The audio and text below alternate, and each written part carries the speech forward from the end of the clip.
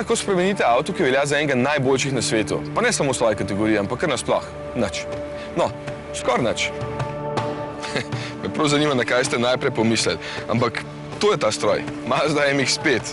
Najbolje prodajni rovcar na svetu in že več kot 25 let je avtomobil v svojem bistvu isti. Torej, motor spredaj, čim bolj za osjo, da bi lahko skoraj rekel, da je sredinski. Samo 2 sedeža in pogon zadaj. Oja, zdaj veste, zakaj se mi tresajo roke, pa ne gre za nikakršen stroj z 800 konj in s ceno vsaj $500 000. V bistvu me vedno bolj čudi, kako je možno, da avto nima neke prave konkurence. Nobena znamka se ne upa narediti majhnega poceni rovcarja. Verjetno je trg res majhen, ampak MX-5 dokazuje nasprotno. Do tele 4. generacije jih je bilo prodanih že več kot 950 000.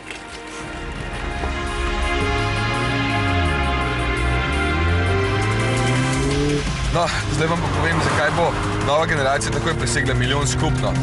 Oblika verjetno vsakmu da takoj vedeti, da gre za čisti užitek v vožnji, jasno.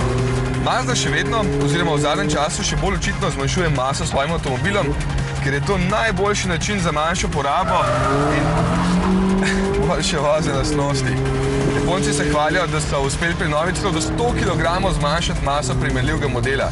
Mislim, še pri takih malenkostih, kot je tale ročica, ki je toliko tanka pa majhna, da lih upravlja svojo funkcijo.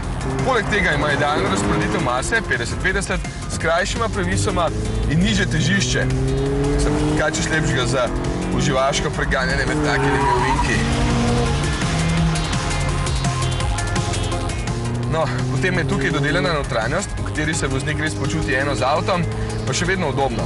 O tem menjalniku že več kot 20 let novinarji pišemo hvalospeve, tako da še zdaleč nisem edini, ki ga obožujem. Še celo ostali hišni modeli se zgledujejo po njem.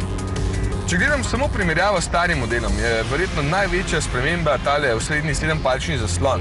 Ta je tako kot v ostalih Mazdah na dotik občutljiv samo, ko avto stoji na mestu, med vožnjo pa zaradi varnosti ne. Ja, ne vem, kaj je bolj varno, so pa vsi tile gumi na svojih mestih, torej točno tam, kjer jih pač rabim. Še motorja, ja.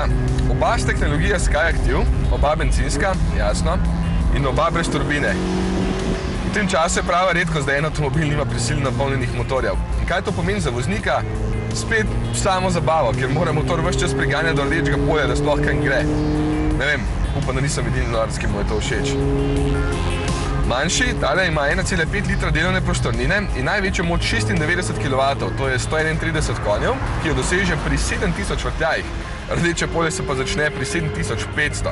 Večji dvolitrski pa stisne 118 kW, to je 160 konjev in ima lahko še sistem za regeneracijo zavorne energije, za malenkost manjšo porabo bencina.